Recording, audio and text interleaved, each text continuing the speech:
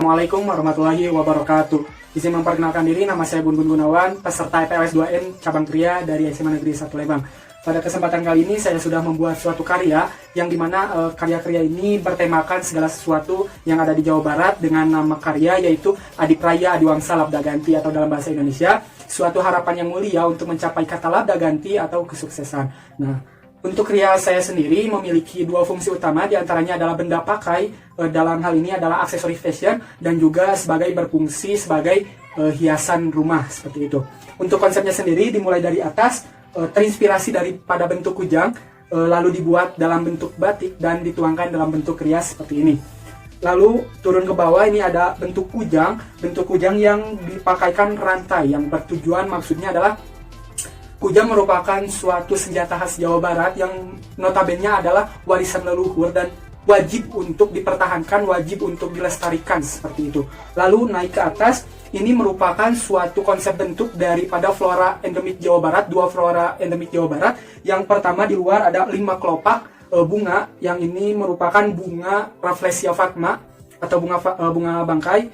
Ini merupakan suatu bunga langka endemik Jawa Barat. Lalu di tengahnya ada bentuk lingkaran dan ada sesuatu di tengahnya, itu merupakan konsep bentuk daripada buah gandaria. Buah gandaria juga merupakan suatu buah endemik Jawa Barat yang sudah mulai punah. Ini kenapa bentuknya seperti ini?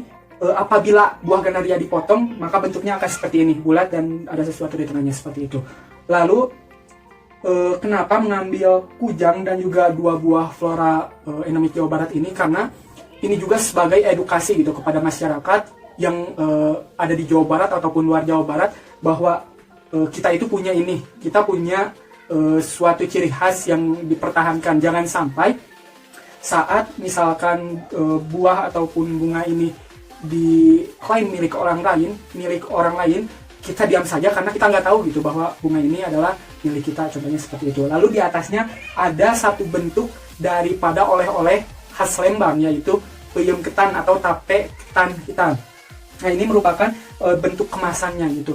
Kenapa membuatnya tape ketan, tidak membuatnya tape singkong yang notabene sering dilihat di toko oleh-oleh di Lembang? Nah, karena kalau tape singkong itu banyak terlihat di toko-toko oleh-oleh Lembang, sedangkan untuk tape ketannya itu kurang. Jadi seperti itu.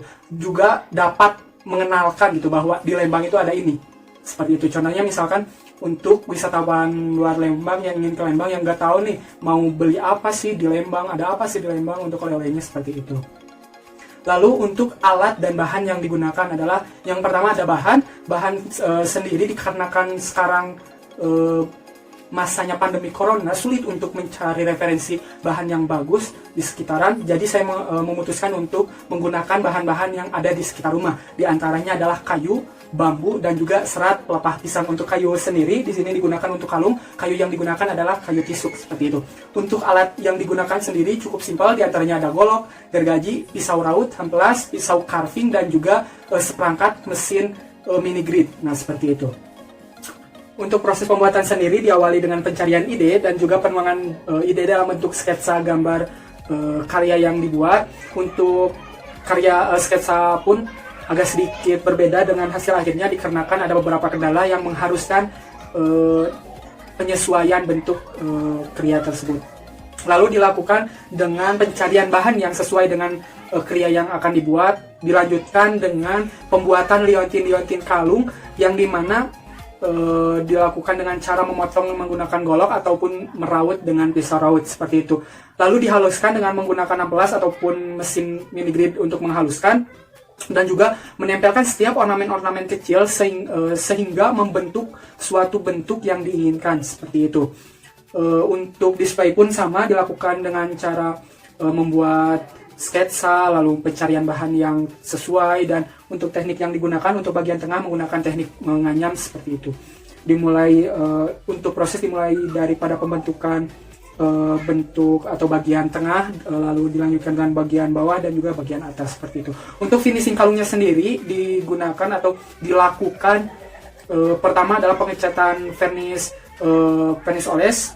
Setelah kering baru dilakukan perakitan untuk menjadi sebuah produk kalung seperti itu. Untuk finishing displaynya dilakukan pembersihan daripada lem-lem yang mengering ataupun juga bekas serbuk-serbuk gergaji yang masih tertinggal seperti itu.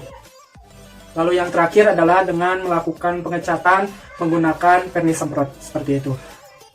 Cukup sekian presentasi karya dari saya. Mohon maaf apabila banyak kekurangan. Wabillahi taufiq wal hidayah. Wassalamualaikum warahmatullahi wabarakatuh.